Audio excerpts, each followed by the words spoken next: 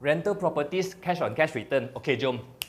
Cash on cash returns talks about the rental minus off your cost, your monthly cost to own the properties divided by the cash that you need to pay out to buy that property. So that's cash on cash return. But cash on cash return only works, remember, if your rental is positive cash flow. If your rental is negative cash flow, it doesn't make sense. It will end up be a negative return. So you don't have any cash on cash return. So there's a new term here, cash flow. So stay tuned for the next episode. We will talk about cash flow as well, but this episode we talk about cash on cash return first.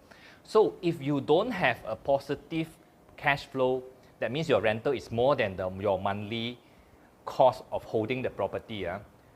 Then cash on cash return is not a good indication whether the property is a good one or a bad one.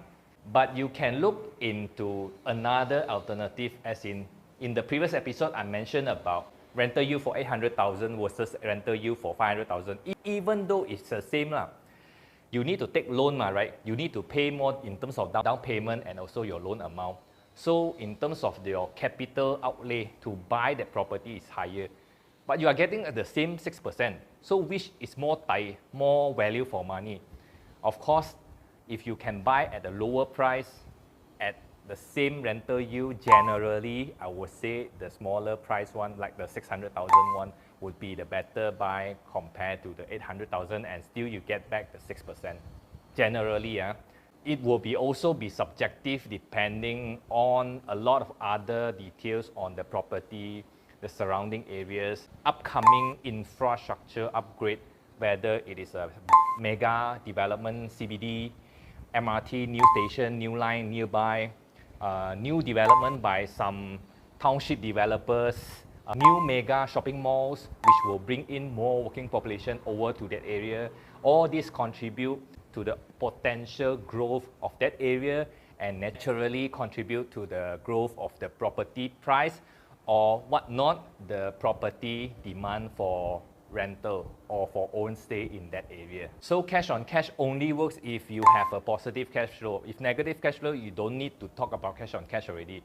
If your monthly installment 2,000 and your rental is 1,008, it's already negative. You don't need to minus off your monthly cost of holding the property. It's already a negative. So you cannot take that as a very good benchmark to decide, to determine whether the property is a good property, but this is also a good indication to contribute to your overall. You don't just base on one metric to decide whether that property is a good property or not. So this episode we talk about COCR and we mentioned a new term. In the next episode, we will talk about cash flow. Follow for more rental property tips like this. I will see you guys in the next video. Okay, bye.